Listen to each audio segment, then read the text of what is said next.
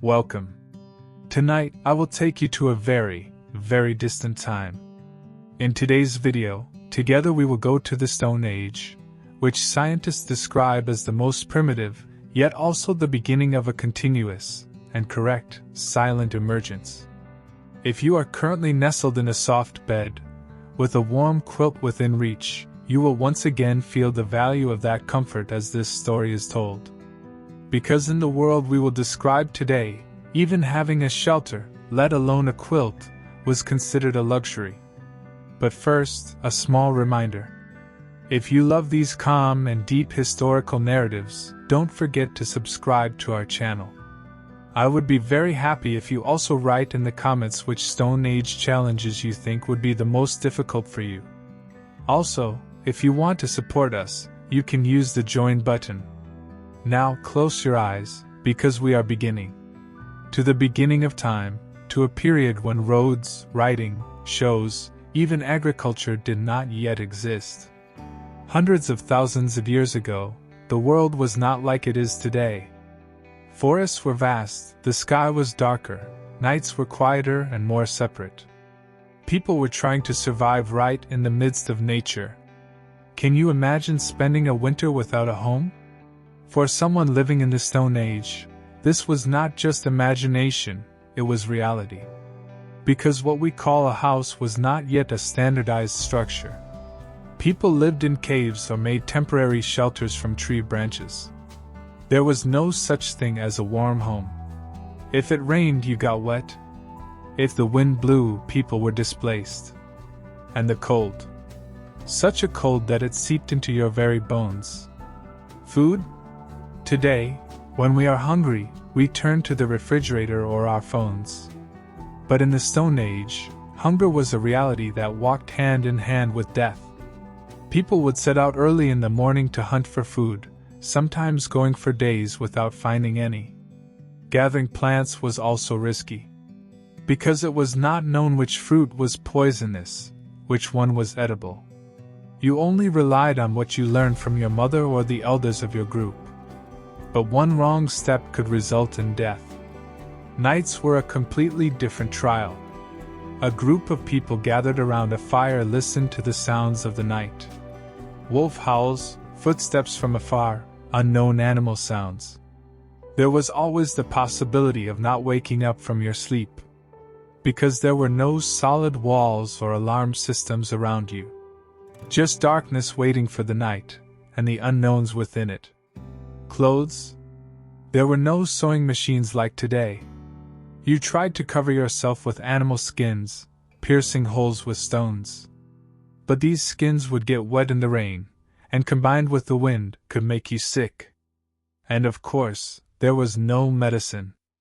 A simple toothache could turn into days of pain, a small cut could weaken you significantly.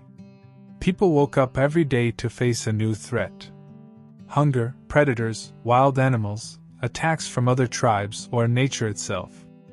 But still, they lived. They survived. They shaped stones. They discovered fire. They told each other stories. And that is why we are here. The purpose of this video is not just to tell you why that life was difficult, but to make you feel it. Because history is hidden not in pages, but in the nights people endured. If there is no shelter, there is no survival. The morning frost had seeped into the stones. The sky was gray. The trees were silent. The remnants of the night's fear were slowly spreading, and a small group of people were lying on that stone ground, still asleep. There was no quilt over them, nor four walls. Just cold stone, pieces of hide, and the sound of the wind. If you had opened your eyes that morning, the first thing you would have felt was this. The wind continuing through the gaps in the branches, that deep hum, and the smell of dampness. The memory left by the last embers of the fire that burned at night. Mornings in the Stone Age were quiet, but this quiet came from deprivation, not peace. Waking up inside a house or for a period was a dream. There were no walls, no ceiling. You weren't born inside something. You were born right in the middle of nature, facing its reality. Building a shelter was not a luxury for Stone Age people, it was the most basic condition for survival. But the shelter we speak of was not a solid structure with 4 walls. Sometimes it was the underside of a rock, sometimes a primitive shade made by leaning a few branches together. How much that shelter would protect you depended entirely on luck. If the wind changed direction, your night could be windy. If the rain started, you would get wet. Otherwise, you had to stay awake all night. Because lying on the ground could make you sick. There was a young woman named Sarah. She wasn't even 20 yet, but the lines on her face resembled someone in their 40s. She had tried to sleep all night with her children near the entrance of the cave. The fire had gone out. Her youngest child was shivering, murmuring in his sleep. Sarah didn't sleep late. Because a mother has no such thing as sleep quality. She was just listening to the wind's protection, the rain's barrier, the animal sounds outside. The cave provided protection, perhaps, but it was also a thing that lived in the cave. Dark, damp, sometimes sold. For those who couldn't find a cave, the only solution was to compete with nature. Tree branches, animal skins, stones were all used, but none provided a sense of security. Today, when you enter a house, you lock your door. You have rain-resistant windows. Inside, you have a heater for warmth. But in that period, you hoped that a correctly placed stone would provide you with cover. In the Stone Age, building a shelter was not just a physical struggle, but a mental one. Because the question of whether it would collapse in the wind tonight created deficiencies in your mind. The cold was a great enemy. It not only made you uncomfortable, it also silenced you, rendered you unable to speak or move.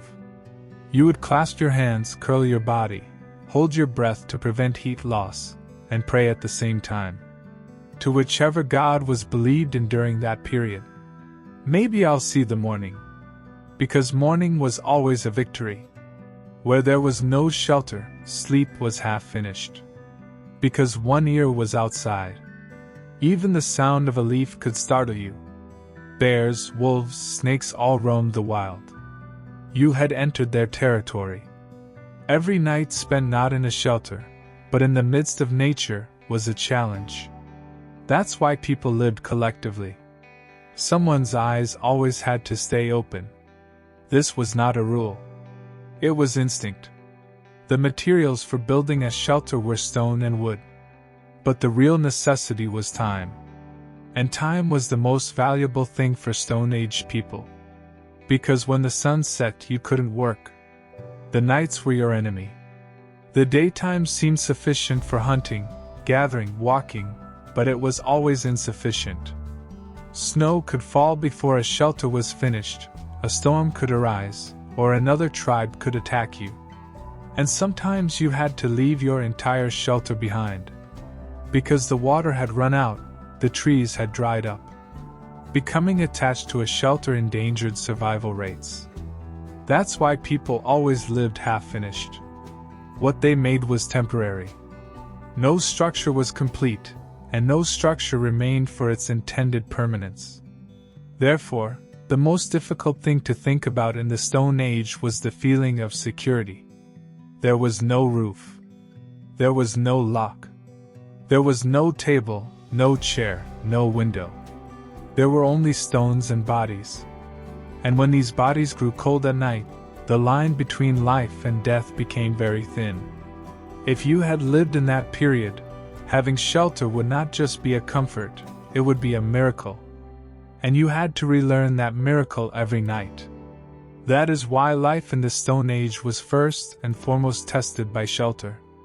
Because if there is no shelter, there is no life. Going hungry. No hunt. No food. Today, when you're hungry in your kitchen, you can reach a few things that last, or perhaps when a routine process is delayed, you feel a slight unease in your desires. But in the Stone Age, hunger was not just a discomfort, it was a threat. A quiet but merciless shadow that walked with people every day, sometimes not even letting go of the strength of the breath of love. And often, it wasn't just one person dying of hunger, but an entire tribe being tested at the same time. That morning, the sky was hazy and still.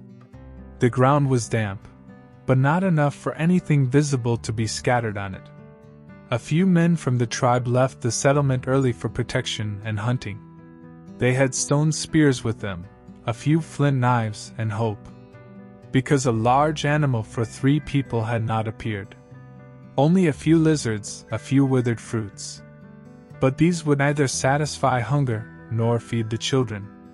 When they entered the forest, the silence became more pronounced. The birds often didn't even sing, because the presence of humans was known, and they had learned to stay away. Hunting was a matter of chance. Sometimes you walked and didn't even find a single footprint. Sometimes a deer would appear, but if the wind direction changed, it would catch your scent and run away. Then the spears would be thrown in vain. Today was reported as one of those days.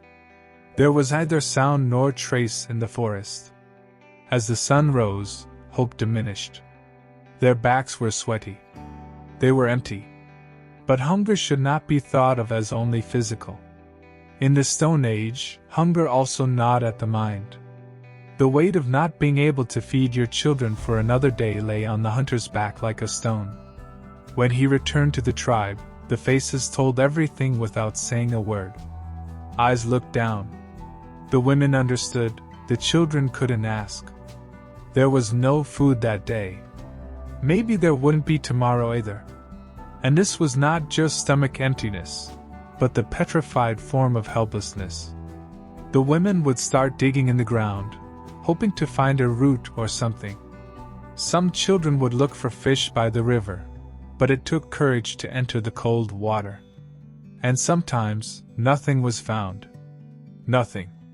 The signs of hunger were somehow. It was quiet, but it was there, and when people were hungry, they talked less. Eyes slowed, steps became heavier. Sleep became lighter. Because it's hard to have deep sleep on an empty stomach. When night came, there was a reflection of emptiness in the bones. Some saw food in their dreams. Hot meat, roasted fish, sweet fruits.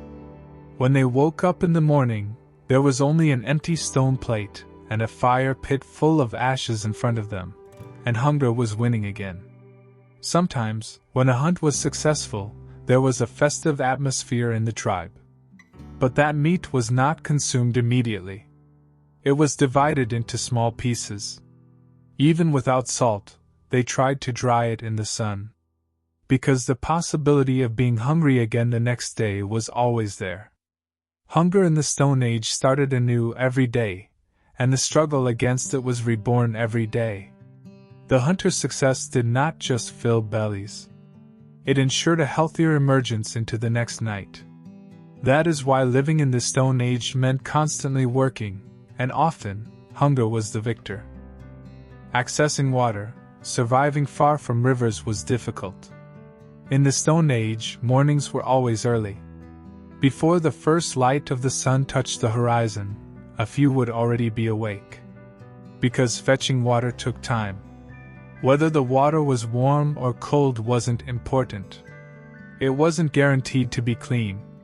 What mattered was that it was there. Because the sips you would drink all day, carrying it, cooking something with it depended on those few drops. If there was a river near the settlement, you would fill up, but often this wasn't possible.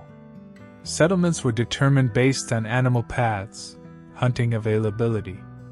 Water sometimes remained far outside these paths. Then, they walked for kilometers several times a day.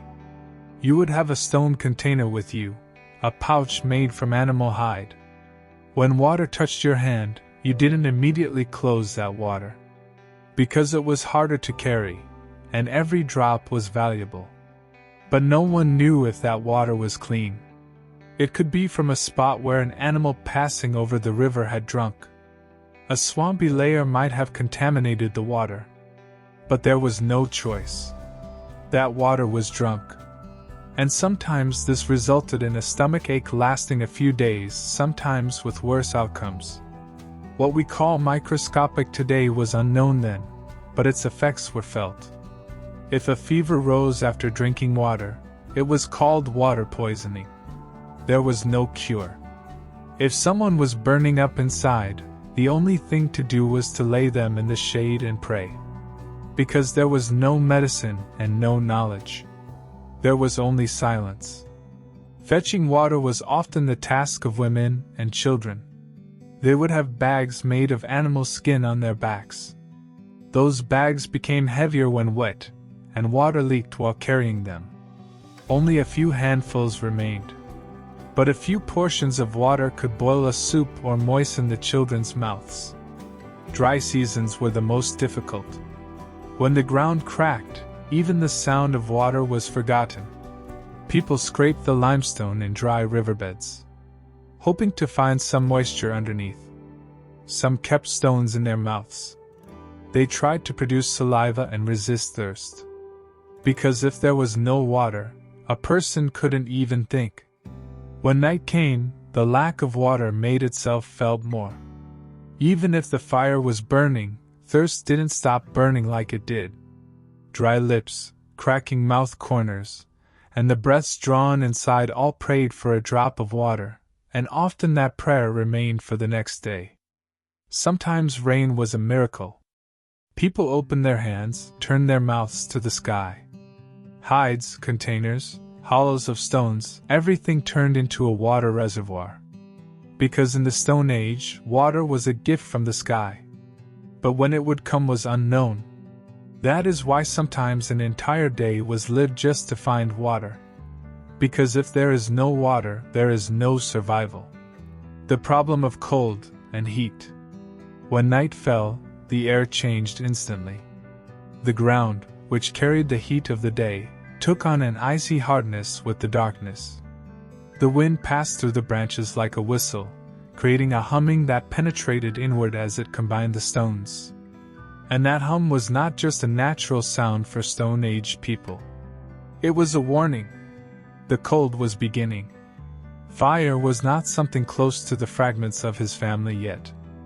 Often, stones were struck together, rubbed patiently with dry plants, worked with guides. But if there was wind, the flames would go out. If it rained, the tinder would be damp. Then that night would be spent without fire. This meant the body would cool, or become numb, sleep would be fragmented. The cold was not only preserved outside, but also inside.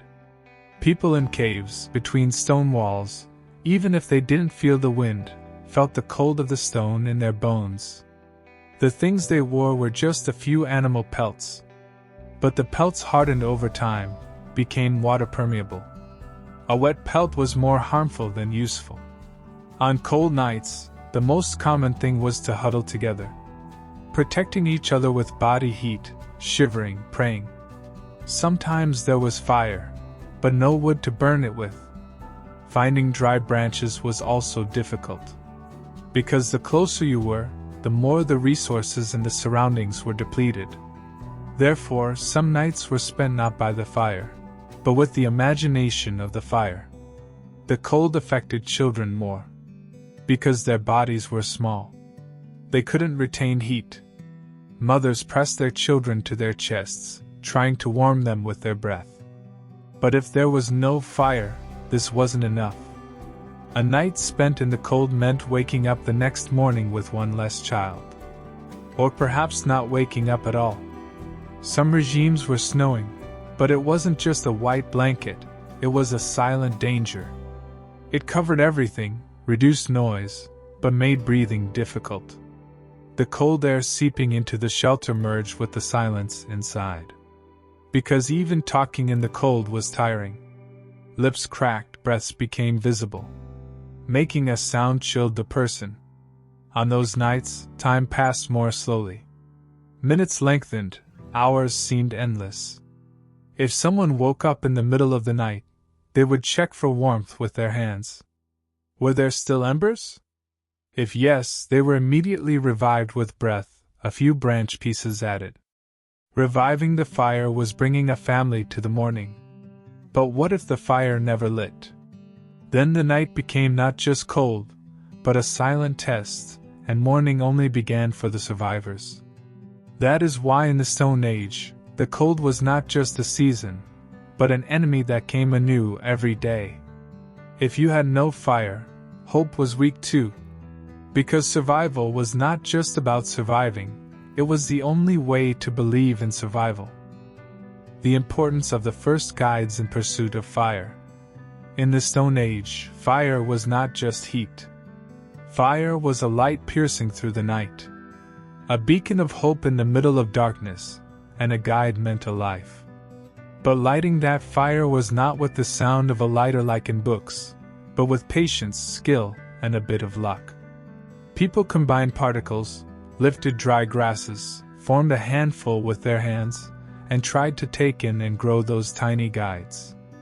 But often this effort was in vain, because the wind could extinguish everything with a single breath. Or moisture had rotted the inside of the grasses. Then they started again patiently, and hours of trials were made to light a fire. Sometimes hands were cut by sharp shelled stones, but they still didn't give up. Because if the fire didn't light, dark nights would come. Food wouldn't cook, warmth wouldn't warm, and most importantly, animals would approach. Lighting a fire was not just about warming up or lighting up. It was a sign that a person could survive. The group with fire was strong. A shelter with a burning fire told others that life was here. But if the guides didn't catch, everything would be lost to silence.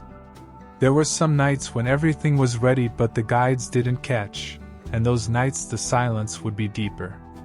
People huddled together, waiting, holding their breath. Maybe we'll try again with the morning sun. Because struggling with wet grass at night, showing patience when tired and hungry was not easy. Fire was considered sacred. The person who lit it was respected in the tribe. Because it was not just a flame, it was people's power to cope with the darkness. Stories of those with fire were told, songs were sung, children were kept as guardians. But if there was no fire, that night was silent. Maybe not even prayers were said. Because the cold, fear, and darkness silenced even words. When morning came and the sun rose, surviving a night without fire was considered a small victory. But everyone knew that the next night would again require a guide, and maybe this time it wouldn't catch either. Nights, staying alert against predators. After the sun set, life in the Stone Age did not stop. It just changed form. The hustle and bustle of the day gave way to the silence of the night.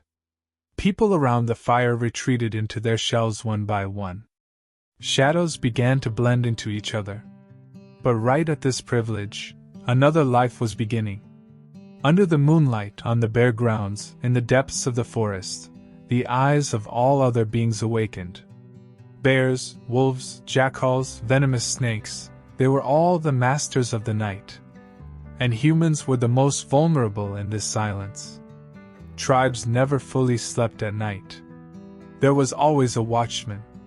Sometimes this was an old man.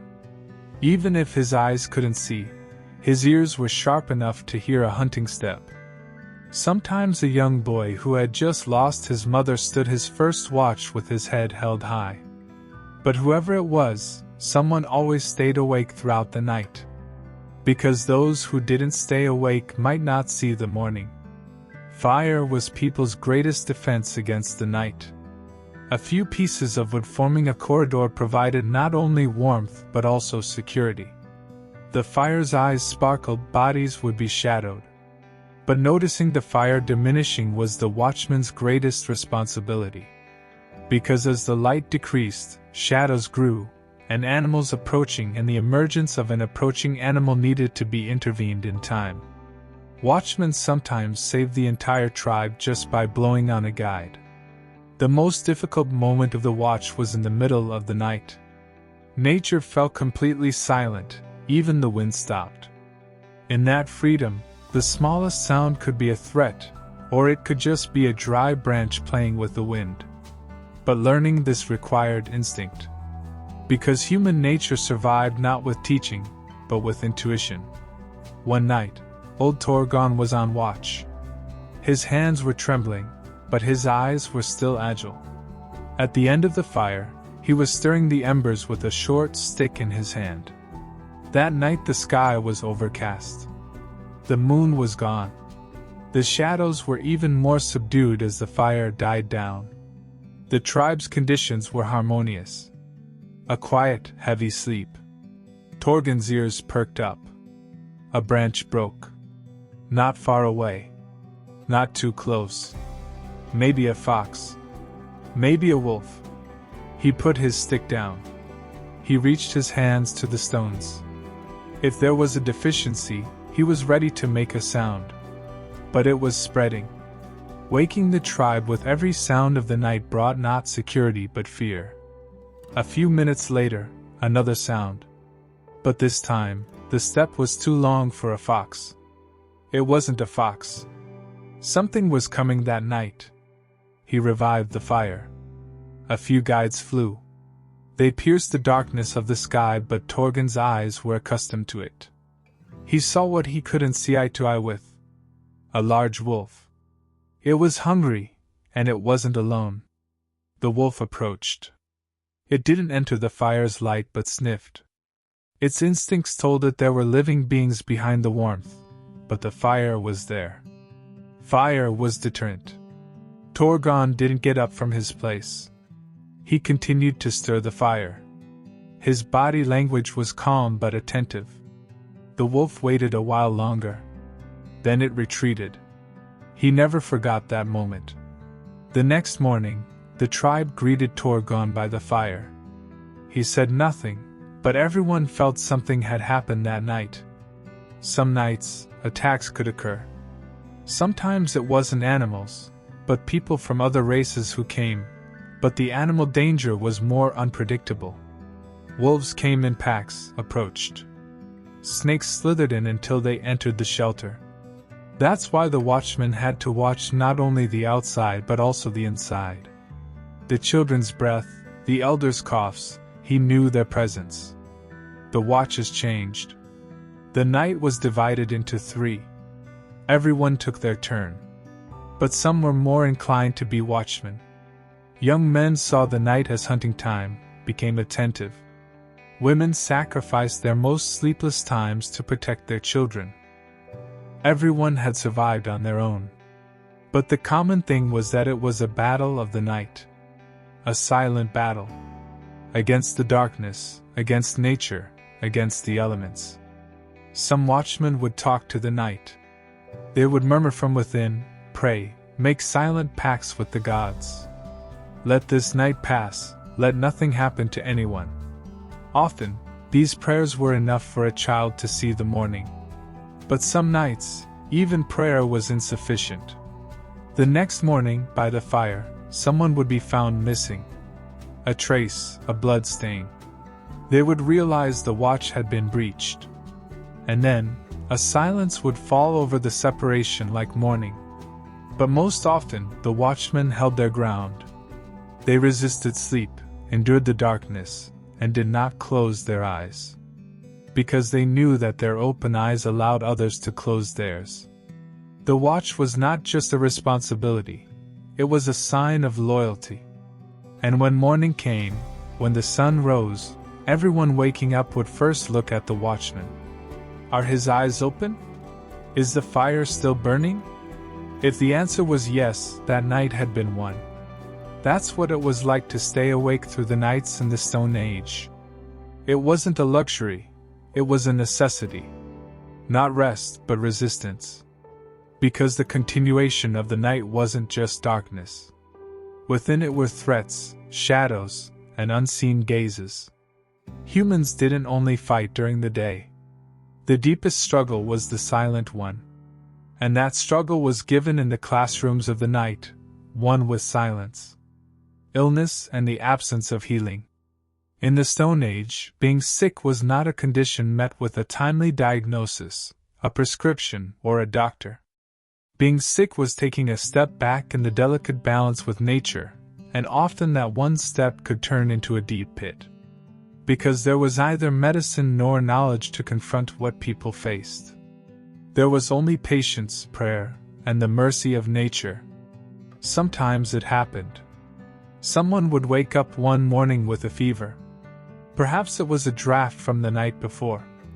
Maybe the river water was a bit too cold. Or perhaps there was no known reason. But if the fever increased, they would turn to the elders. They would point out certain leaves, certain flowers they knew. But nothing was certain. Explanations were as available as water. And sometimes years weren't needed to tell the difference, but a sacrifice. When a fever spiked, people thought their gods were angry. The body burned, consciousness blurred, the mouth dried, or they shivered. Most often, the afflicted would be laid in the shade, covered with animal skins, and someone would sit beside them. They would listen to the person's breathing, wipe their sweat, sometimes hold their head throughout the night. Because a fallen body did not rise easily. Wounds were even more dangerous. A cut was not treated with stitches or antiseptics, but merely wrapped with a piece of cloth and a prayer. But infection was insidious. The first day, it showed nothing. Then swelling, then inflammation, then fever and pain, passing days, then silence. Children died the most. Teething, diarrhea, shortness of breath, even the smallest ailments could turn into great losses. Mothers held all their restraint in their palms, clinging tightly to trembling bodies. Praying all night, imprisoning, just watching, because helplessness was most deeply ingrained in the eyes of mothers. When the elderly fell ill, it was quieter, because they were aware of this cycle. Some prepared for their own death, advising the young. If the fever gets too high, carry me outside, they would say, so I don't infect the others. Because disease sometimes didn't just affect one body, but fragmented the group. Contagious diseases were the most feared. One person's weakness put others at risk. Shelters were narrow. The concept of distance was unknown. Therefore, the sick were sometimes taken to the back of the cave. Alone in the cold, but to protect the others. This loneliness was often the first step towards death. Few who left would return. There was an old woman in one group. Her name was Sarah. Everyone consulted her. She knew plants, combined them. But even she would sometimes shake her head and say, nothing works for this. Because knowledge had its limits, and nature sometimes remained silent. Illnesses often appeared without a cause. Flies increasing after a rainy season, dirty water drunk from the river, a bacterium carried by a hunted animal. They were all visible, but their effects were widespread. People explained this situation as the wrath of invisible spirits. If the spirits were angry, the body would fall ill. Therefore, not only physical healing was sought, but spiritual healing was also needed. Ceremonies were held. They danced around the fire. Shamans whispered prayers. But some prayers went unheard. Some mornings, they would wake up with one body missing. And in that era, the presence of death was not a strange thing. Everyone had grown accustomed to living with it. But death from illness was different. It was silent. It approached slowly. First, care was decided, then the body grew cold. People watched this transition with respect. Because dying was not a dishonor in life. It was falling behind in the race with nature. The deceased due was given, stones were piled over them. Also, for a while, conversations in the tribe would decrease, nights would become more withdrawn. That's what it was like to be sick in the Stone Age. It was a weight against the completely unknown, but where what could be done was done. There was no physician, no prescription. Only watching eyes and hearts. And the greatest burden those hearts carried was helplessness. Healing was sometimes found in a plant, sometimes not. But humans would still try. Because living was a struggle, and in that struggle, the most needed policy was just a shred of hope. The silent pain of birth. In the Stone Age, life was kneaded with the hardship of its breath. But perhaps the most silent, loneliest, and deepest trial was birth. That miraculous event which today takes place in sterile hospitals, in the hands of experts, with machines, and over schedules, thousands of years ago happened only in the corner of a cave, on a few trembling animal pelts, between the eyes of a few watching women. There was no hygiene, no assurance, and often, both the one giving birth and the one being born were nose to nose with death. As birth approached, a silence fell over the tribe. The women would notice first from the mother's walk, her breath, her sleepless nights. Then one morning, the woman's shelter would be changed. One or two old women would come to her side, the others would stay away.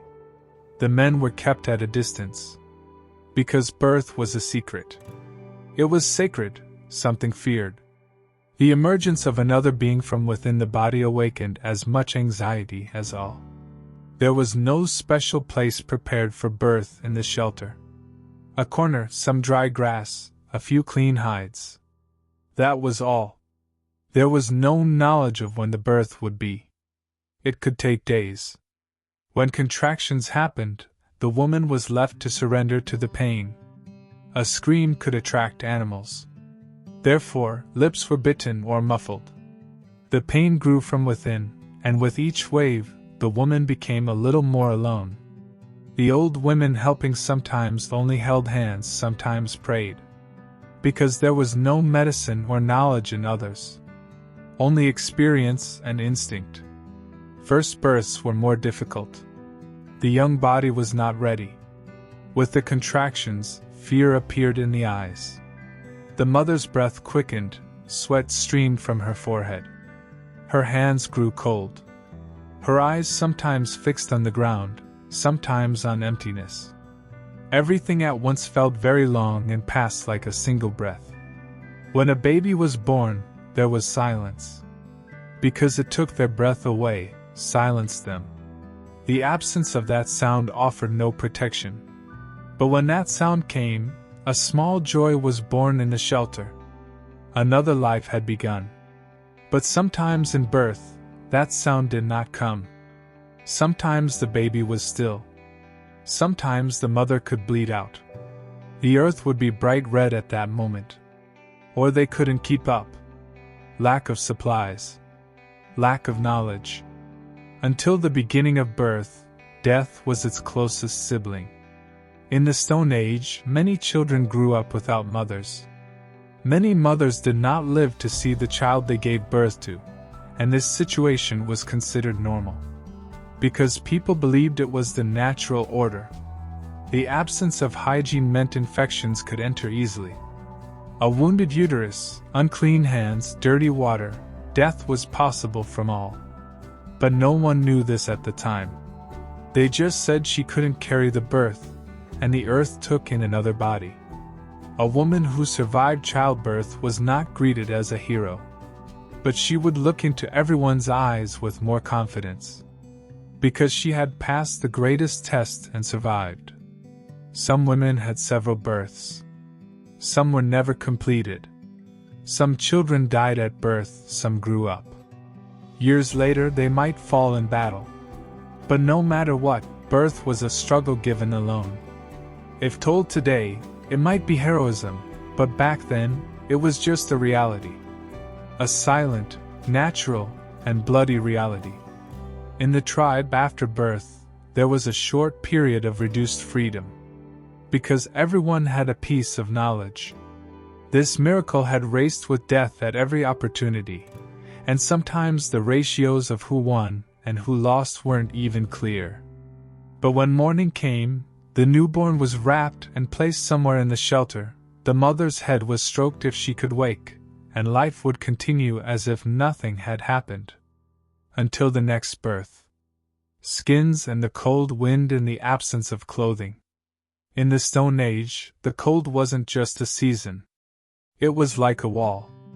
A force bearing down on humans, seeping into their bones, freezing their breath.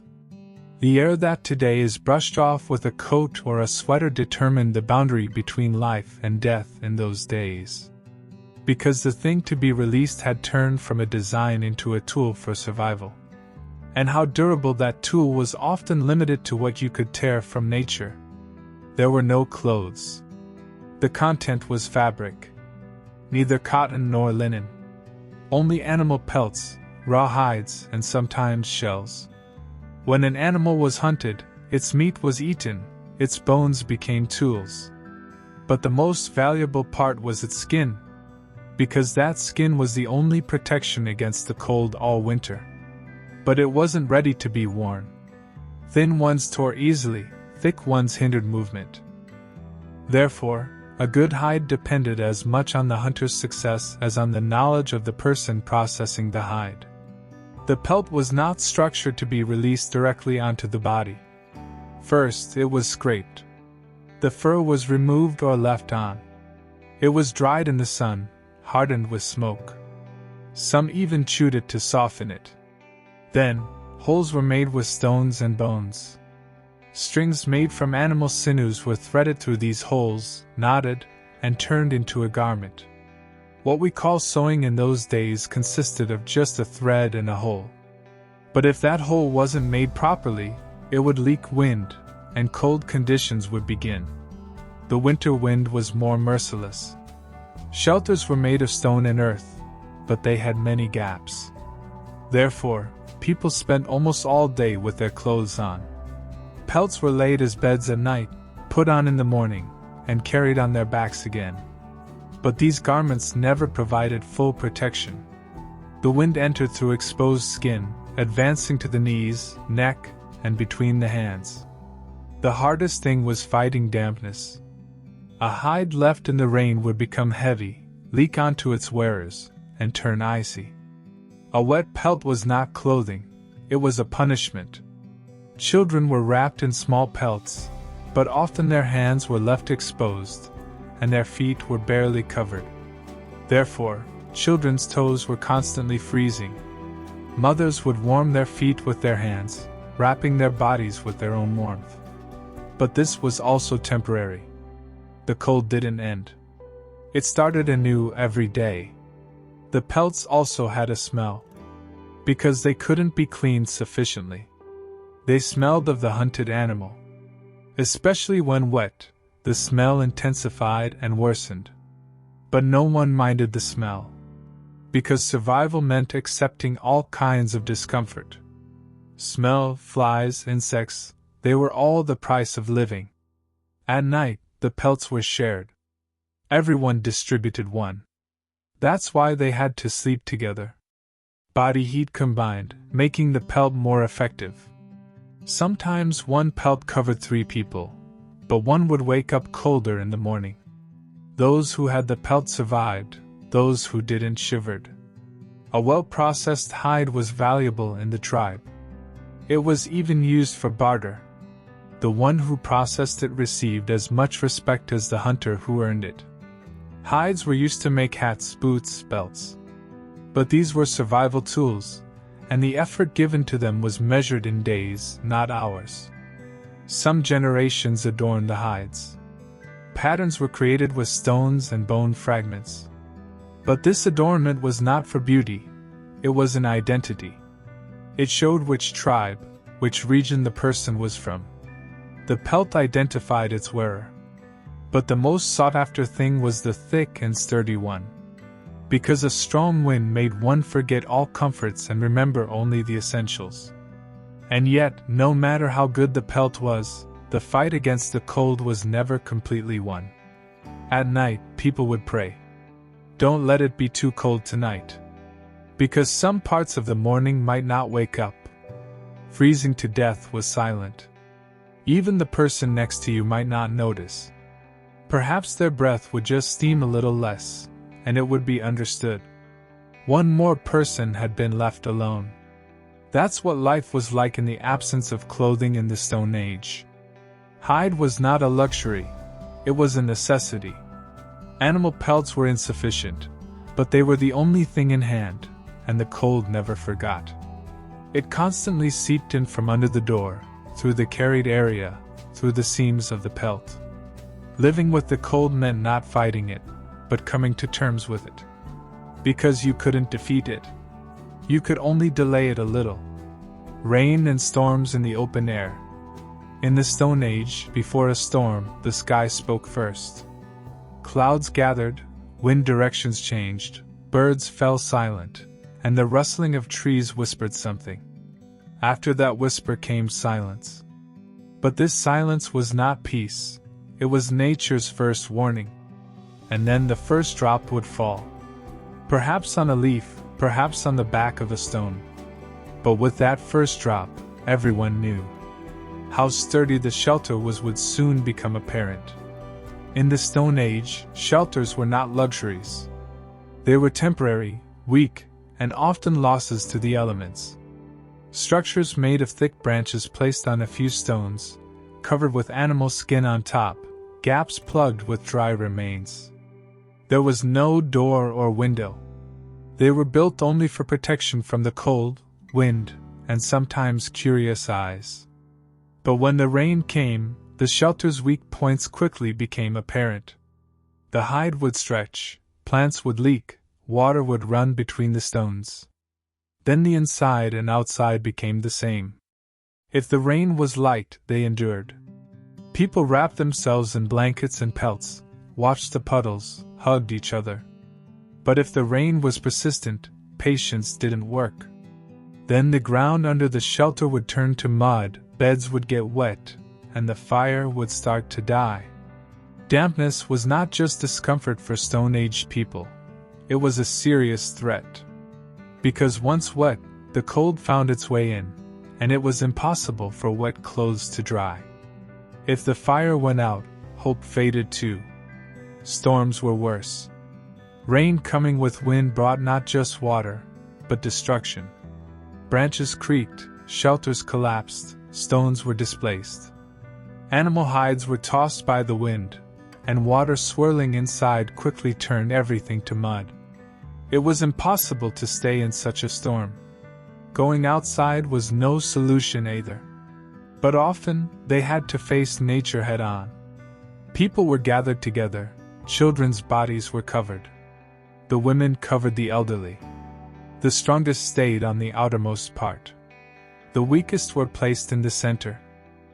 Because survival depended on protecting the core. Taking shelter under a tree was a solution, but dangerous. Without knowledge of the fear of lightning, the possibility of trees falling was felt. Therefore, more sheltered places had to be sought. Caves, the bases of rocks, stone cells. Their place became a temporary hope. But the damp ground, water seeping from within the rock, everything slowly seeped inside. Feet froze or went numb, eyes began to close, and then the only thing to do was wait. People didn't talk much in these moments. The storm's own sound was loud enough. The sky thundered. A woman hiding behind a stone would pray with her eyes. Let it pass. Sometimes this wait lasted for hours. Sometimes a whole night. And sometimes, when morning came, a body would be missing. Children were afraid of the storm, but their fear eventually turned into silence.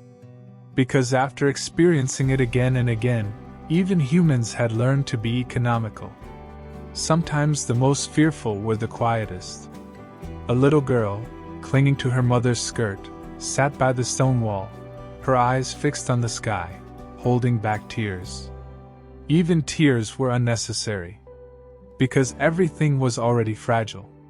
Shelters sometimes collapsed completely. Then they had to be rebuilt.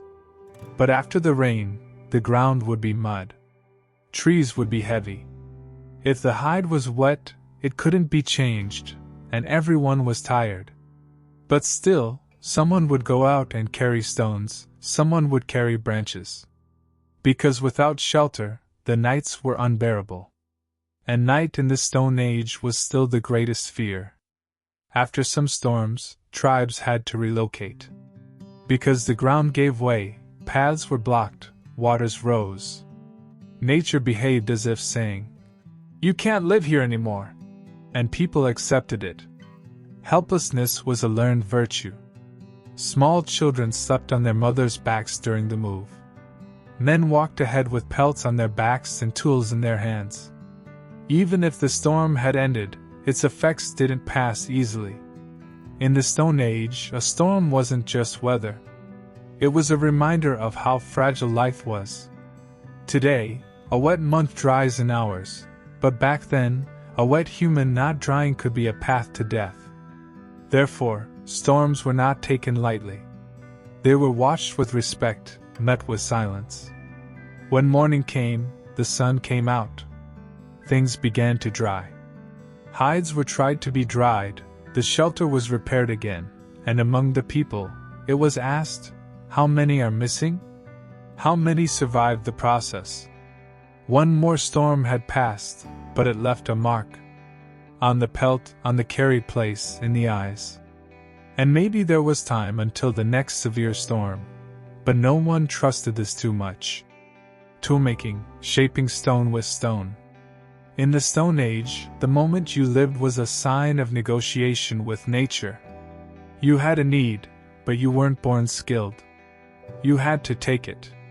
However, you had neither a ready chisel, nor a knife, nor a hammer. Everything had to be made from scratch. And that thing we call a simple knife, which we could buy from the market today, was a struggle requiring days of attention, effort, and patience in those days. You needed tools to do work. To cut meat, to use the hunted animal, to tear the hide, to build a shelter, even to break food. But no one could produce that tool for you. You had to take it from nature and shape it. This meant you first had to find the right stone. Not every stone would do. Hardness, brittleness, sharpness. These determined its usability. The most preferred were hard, smooth surface stones like flint. But finding these remains wasn't easy. The trace, shape, and color of the right stone were different. A master, a stone worker, could spot a good stone from afar. But a novice might struggle with the wrong stone for a whole day. You started by hitting two stones together. But this chaos was not a chaos. It was a careful move. The angle had to be set well. If you hit too hard, the stone cracked. If too light, it wouldn't shape. Controlled blows with the right angle and direction were needed. The first flake, the first break, and then the edges slowly beginning to take shape. Sharpness emerged from within time. That shapeless mass turned into a knife or a scraper. But this was just the beginning. For that stone piece to be useful, you had to find a handle. For the handle, tree bark, bone, or a straight branch was available. A hole in the middle of the stone was almost impossible. Therefore, it had to be split. For binding, raw animal sinews, fibers, or hide strips were used. If the knots weren't tied tightly, the stone would come loose, and the tool would become useless. In short, the string was as important as the stone, and patience as important as the string. Success on the first try was rare. Many stones broke. If the edge was chipped too much, the sharpness was lost. If the symmetry was ruined, it was useless. But failure led to a new attempt. Because there was no other option. Without tools, you couldn't cut meat. If it couldn't be cut, it would spoil. If you couldn't skin the hide, you couldn't have clothing. So, making tools wasn't just a manual skill. It was the foundation of survival. Even after everything was done, the problem wasn't over. The tool could break. If dropped, it cracked. If it got wet, pieces came off. If the stone's edge dulled, it needed to be resharpened. Therefore, every stone tool was also a temporary friend. It wasn't permanent. It could save you one day and shatter in your hand the next. This meant you had to start over every day. Some people mastered the cleanliness of the tool. They were respected in the tribes. Because with the scrapers they made, hides were better processed. With their axes, sturdier branches were cut. But these people had also learned over time. They had broken countless stones, cut their fingers. Their hands were wounded. Because mastery came not constantly, but with repetition. Children also started playing with stones at a young age. They had no toys. But taking one stone and hitting it against another was their most natural game. Over time, they got used to it, learned what their eyes had lost, their blows balanced.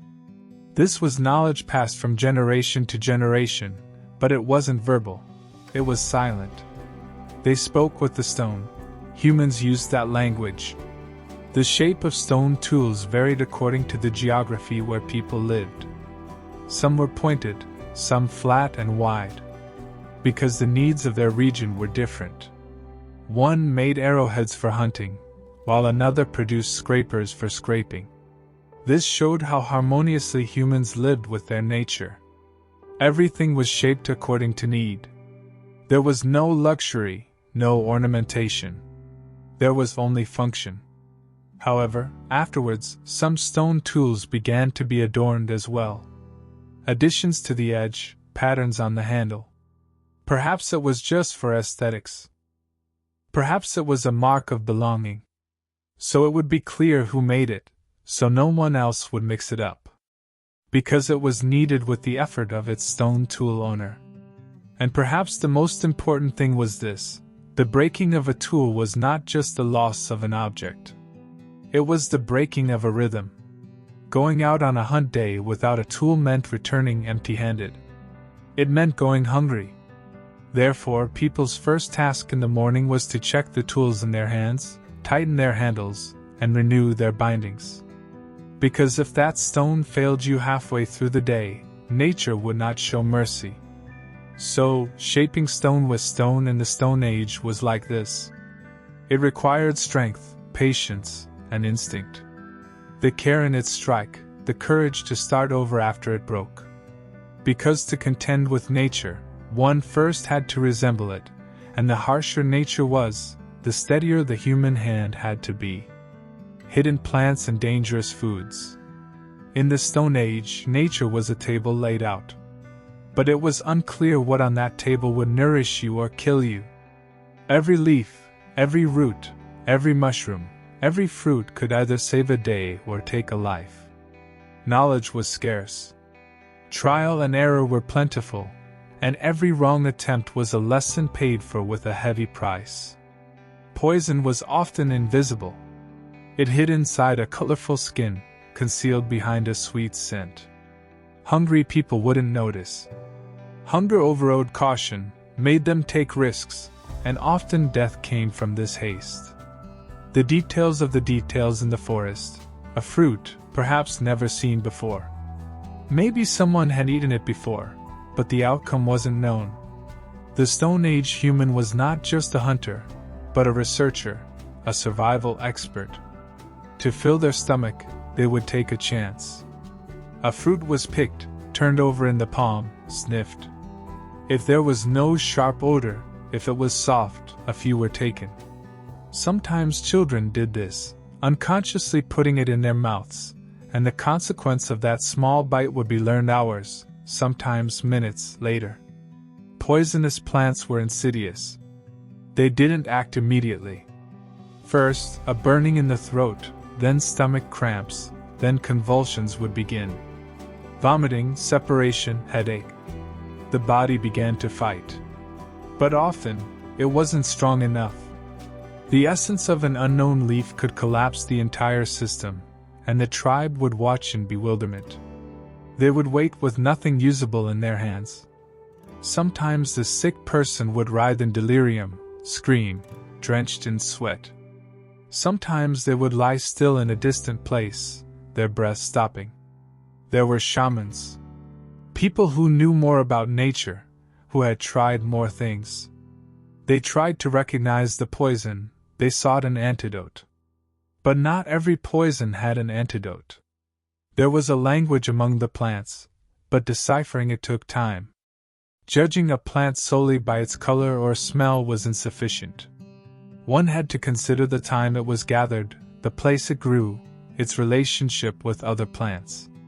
And few knew this. Knowledge was passed from generation to generation, but it was always incomplete. There were legends about certain plants. Don't eat that mushroom with red spots. The spirits of the ancestors will be angered, and such. But these legends were actually warnings solidified by experience. Because someone had eaten that mushroom and not returned. Therefore, fear came before knowledge. Children were shown certain leaves and told, "Don't eat this." The reason wasn't explained, but the tone of voice was enough. Because children learn from intonation. Some tastes were also traps. Pleasant at first, but their effects were delayed. A type of mushroom, for example. At first, it made you feel full, relaxed, comfortable. Then the night began. Stomach ache, weakness, fever. By morning, the person would be either severely weakened or wouldn't wake up at all. Therefore, people sometimes had to make do with what they knew. For years, they relied on the same roots, the same barks, the same seed areas. Because trying something new endangered your life. Animals were dangerous too. Some reptiles carried venom. Some insects could harm just by touch. But the Stone Age human usually learned by observing the animals around them. If a deer ate a certain plant and then became lethargic, that plant was harmful. But this observation took time, and not everyone had the expected attention span. Poisonings were not just about population loss, they were also social. Because if someone in a group was poisoned, everyone's trust in the food was shaken. If a root was misidentified, no one would touch it the next day. Everyone would discuss what could be eaten. But to discuss, you first needed someone to talk to. If the person who took the poison was gone, the knowledge went with them. The deaths of certain members were remembered like records. Don't eat these seeds in the season. That fruit is bitter after being sunned. Knowledge was transmitted through songs, tales, and rituals. Because things not told with words were told with emotion. Tales were invented about poison. Frightening stories were told to prevent a child from putting the wrong fruit in their mouth. The tale ended, but its effect remained. Because even if through fear, the child survived. Testing food sometimes required great courage. Especially in dry times, when there was no hunt, no fruit, the only thing left was the unknowns offered by nature, and then the risk was taken. Sometimes a woman would try a leaf. First a small piece, then a bit more, and if she was still alive the next morning, it was a success. But if not, no one from the tribe would go near that leaf again. In the Stone Age, even eating was a gamble. Every morsel had to be kneaded with knowledge, and that knowledge was not always protected. Therefore, people watched nature carefully. Color, smell, shape, touch, everything could be a clue. But still, sometimes those paths led astray. Because nature didn't operate according to test books, and every new day held the possibility of a new mistake. That is why survival in the Stone Age was not only about hunting but also about choosing the right plant, and this choice was not always clear. It was a sum of observations, intuitions, and sometimes just luck. Poisonous plants were like nitrogenous salts. They didn't shout, they didn't frighten, they just waited, and when the wrong one came along, they reminded you of themselves. A delayed, silent, and irreversible reminder. Getting injured, a cut, a catastrophe. It could be the cause of a small chain reaction. In the Stone Age, survival didn't always depend on strong muscles, sharp tools, and agile steps. Sometimes a tiny detail, cutting your finger, scraping your knee, stubbing your foot, could overturn your entire balance. Because back then, even the smallest injury, which we could solve with a simple band-aid today, could result in death.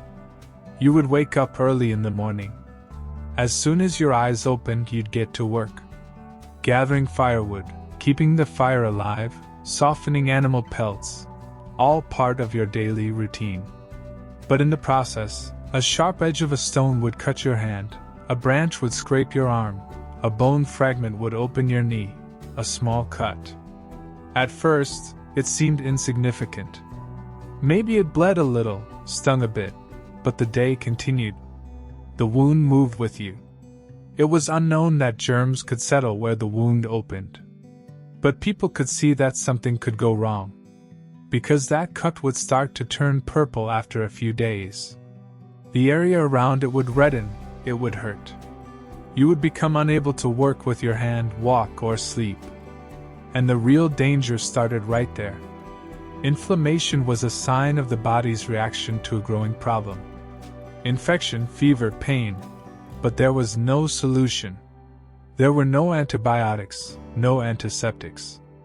A leaf was pressed onto the wound. A crushed plant was applied with a stone, wrapped with animal skin. Sometimes it worked, sometimes it didn't. But people did this each time with a prayer. Because when it didn't work, the wound would grow. It would progress inward, slowly continuing. And then, a simple cut would start to extinguish your days. In the tribe, no one could stop. Everyone had their own tasks. That person could no longer hunt, gather wood, or carry things. This meant others had to carry their share. Therefore, everyone tried to hide their wounds. They wouldn't show it. They suppressed the pain by gritting their teeth. But when the body betrayed you, it was impossible to endure. Tears would come from the eyes, groans would escape the mouth. It broke the silence of silent discomforts.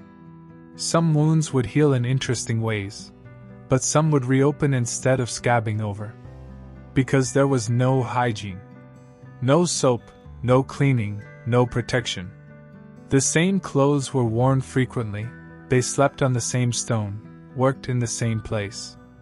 Everything carried germs, but the word wasn't known. The only known thing was that if the wound didn't heal, the wound you carried was a door opening to death. Many children had knee and hand wounds. They fell while running, got scratched. Mothers would first blow on it, then wrap it with clean leaves. But that mother would wake at night to check her child's fever. Because in a week, it could turn into something else. A shivering body, a drying tongue, a distant gaze. This danger was common among adults too. It was often seen during hunts or while processing prey.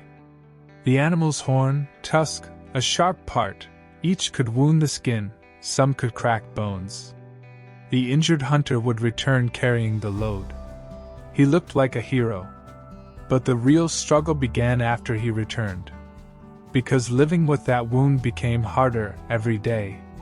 You couldn't sleep, move, or eat. Fever would rise, vision would blur, or you would shiver, and one morning there would be silence. Some wounds also acted internally. A fall that might have broken something, a cracked knee, a sprained wrist, there was no detail. Just rest and prayer. But was there time to rest? The shelter had to be built, the fire maintained, food found. Rest was a luxury. If you were injured, you either kept working or became a burden.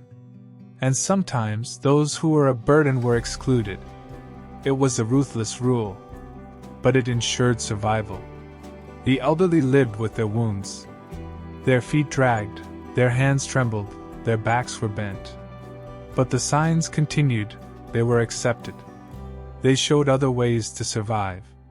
Experience.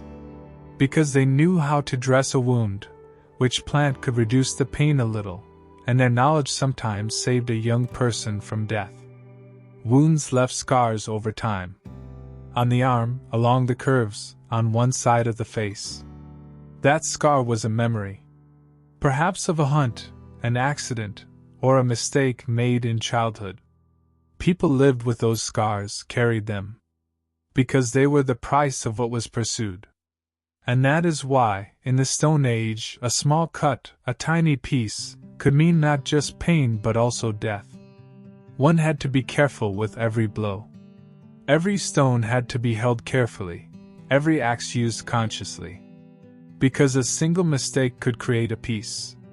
Combined with the day's effort, it could transform, and in the end, you could fall asleep in a corner of a shelter, something happening in someone's hand.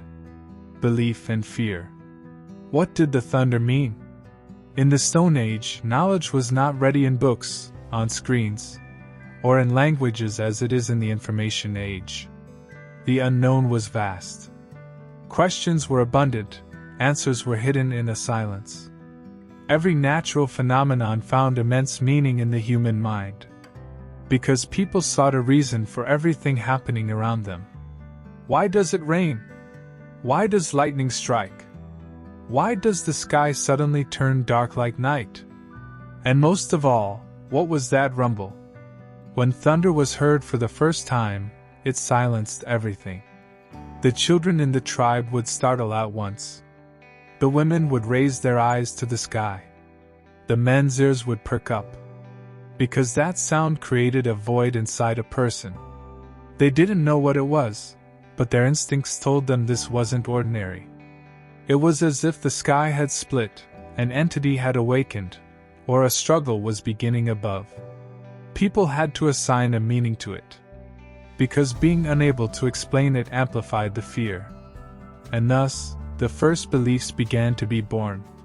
Perhaps the thunder was the speech of spirits, or the anger of a god. In some tribes, it was believed that a giant animal under the sky was beating its belly and roaring. In other places, it was seen as the sky turning into a ceiling for the souls of the dead, and this was their scream. That belief became a way to quell a fear. If the sky was angry, it needed to be appeased. People would raise their hands, bow their heads, and pray to them. The words of the prayers were often non-existent. Just gazes, breaths, and hands. Because language, too, was transforming into the language of silence. Shamans would sit by the fire when it thundered, working with smoke. Smoke was a message going to the sky. If burned correctly, perhaps the gods would be appeased. Some tribes made totems from stones against the thunder. Because stone was constant. The sound was temporary, but the stone was in its place. Thus, people found inner peace by gathering around something stable. Offerings were made to those stones, symbols were carved on them, and presented to the eye of the sky. Perhaps one day that I would blink and fall silent. Children grew up this way.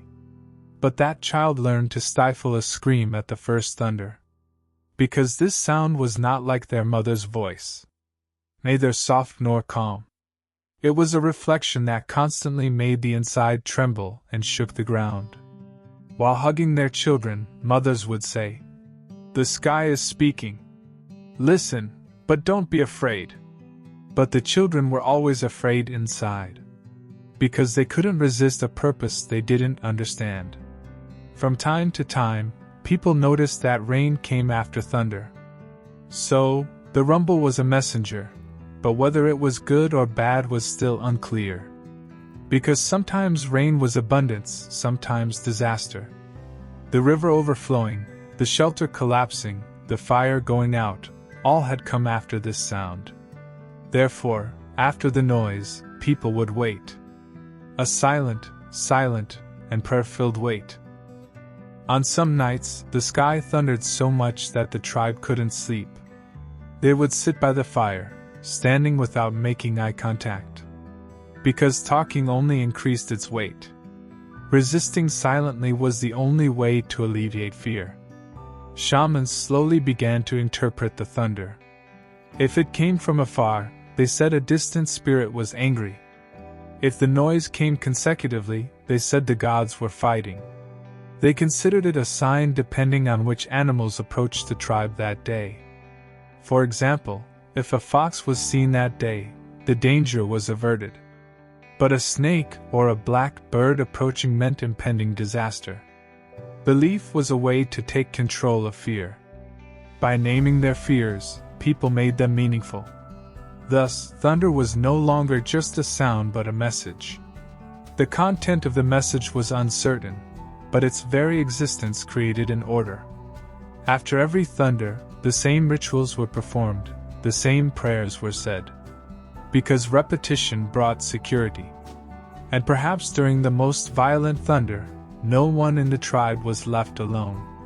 Because everyone was in the same fear. This brought people together. Fear was also a bond. When it thundered, even the farthest person felt close. Because everyone was hearing the same sound, remaining in the same stage. In the Stone Age, the unknown sound of thunder was the stimulus, and belief was the most human response to the unknown.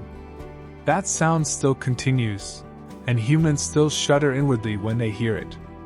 Childhood in the Stone Age, no games, responsibility.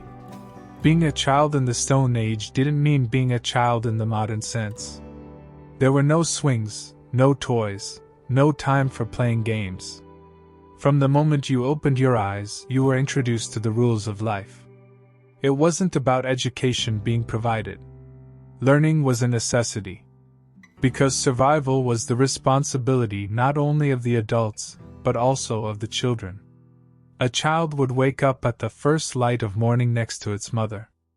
There was no time to rub its eyes. The cold bit its face, the dampness touching the bare feet reminded it of reality. A child, barely 5 years old, would take a small basket and walk into the forest with its mother. It didn't yet fully know which wild fruits, roots, and mushrooms were edible and which were stolen, but it had to learn. Because a wrong choice meant danger for the whole tribe. Children learned by imitating the adults. They bent like the women, watched the changes in the grasses, threw stones like the men, examined footprints. But no one gave them lessons. Teaching consisted of observation. If you looked away, knowledge escaped. Therefore, children watched attentively and imitated. Their games, perhaps, were not for fun as we know it. Throwing a stone was the first step towards throwing a spear later. Digging with a stick was practice for finding food. Fighting with a sibling was preparation for confronting a rival during a hunt. Every movement had a purpose, every game had a function given to it. If fun emerged from within that function, maybe it happened. But the purpose was not entertainment. The purpose was knowledge for life. Enemies and raids. In the Stone Age, nature seemed like the greatest enemy. Cold, hunger, animals. But humanity's most dangerous enemy was usually another human. When smoke was seen in the distance, you would wonder if it was a fire or another tribe. Because that smoke did not provide warmth. It was the news of someone else's existence. The boundaries between tribes were unclear. There were no maps or signs. But everyone knew their own living area as if it were an instinct. A riverbank, a cave, a plain. This was the space where our feelings were constantly carried in our hearts. And that is why conflict was inevitable when another people crossed that boundary. Sometimes for a water source, sometimes for fruit trees, sometimes for hunting grounds. Peace was rare. Because there was no abundance. To survive in the environment where his family lived, one had to be on guard against others. This brought with it raids. Tribes being raided at night was a normal part of life. Therefore, people slept with one ear open. If the fire went out, they would wake up. If a leaf rustled, their hands went to the stone. Raids came silently. Enemies usually approached before dawn. During the hours of deepest sleep, when minds were scattered, they walked among the stones by the lake, wrapping their feet. They took cover silently, gave signals, waited, and when those signals came, everything happened very fast. Shouts, the sound of stones, women's screams, children's cries, a few seconds to decide between fleeing and defending. Some tried to escape to the back of the shelter, some struggled to keep the flame alive. Because fire was the only advantage against a secretly attacking enemy. In the light, you could see who it was, sense their intention. But in the end, every shadow brought the potential for death. In some periods, the principle of being nomadic was adopted. Because they were nomads. They had no permanent shelters. They continued on their way by taking the labor, the collapses of others. And raiding was a lifestyle for them. Silence, speed, ruthlessness. They attacked with stones, clubs, knives made of bone. They struck down those they caught, set fire to what they couldn't take. Every raid was a plunder. For the plundered, it was a trauma. Women and children were the most affected by these raids. Because they were exhausted. While the men fought at the front, those in the back tried to flee. Some hid in the forest, some jumped into the river, hid underwater.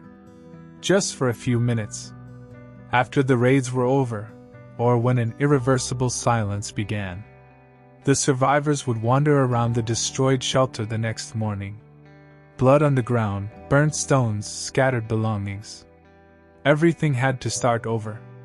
But the trace of that destruction accumulated in the heart before the stones. It was immense. Children grew up with this fear. Before sleeping at night, the question, "Will they come tonight?"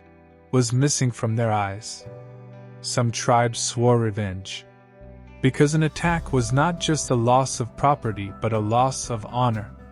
Therefore, systems were developed against constant raids. Sentries were posted. The fire was not allowed to go out. Wall-like structures were built with stones. But this was not always sufficient. Because the attack would be carried out when preparations were not expected. Even when moving away from other humans, people were on alert. When fetching water, eyes were wide open. When entering the forest, footprints were checked. The appearance of another tribe's trace was the news of approaching danger, and sometimes only a child would notice this trace. This made the child a hero at a young age, but it also stole their sleep. Trauma remained after raids. The loss of someone was not just a physical but a spiritual deficiency. A father who didn't return, a sibling who fell silent, a crying mother. The silence after its raid was deeper, and people huddled in the corner of the shelter at night, trembling not only from the cold but also from fear. Raids also shaped the culture of tribes. Stories were told. How we escaped that night, how we kept the fire alive, who fought how. These were told to pass on the fragments. But actually, the adults were also consoling themselves. Because it was impossible to erase the fear. It was only possible to transform it. In the Stone Age, enemy tribes were not only an external threat, but also an inward-looking lesson. Be prepared, stay together, don't let the fire go out, keep your eyes open. These were not just words. They were the summary of lived experiences. Because an attack shattered not only bodies but also minds. And perhaps that is why people stayed so close to each other at night. Everyone could hear each other's breathing. Because at the slightest silence, everyone would wake up. Before the echo of an enemy's footstep could be reflected in the night's silence, eyes would be open, and everyone would be ready for the other's survival. Time passed. Nights, months, seasons. Those sitting by the fire changed. Children grew up. The elderly passed away. But those stories remained. Even if not carved into stone, they were carved into hearts.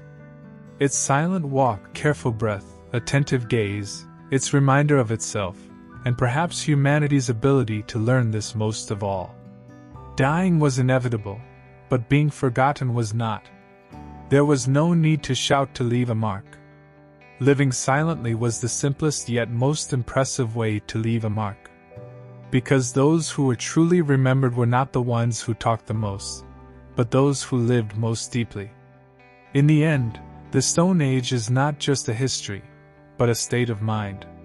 It is the history of living not against nature but with it, of being content with little, of remaining silent and resisting like stone in difficult times.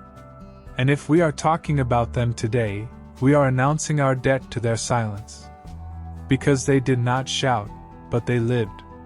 And living is sometimes a much louder sound than shouting. The fire is now dying down. The sound of the night is increasing. The stories have been listened to. The difficulties have been understood, and we, even thousands of years later, carry the same question within us. What does it truly mean to be strong in this life? Perhaps the single most correct answer given by the Stone Age human was this: to resist silently. Good night.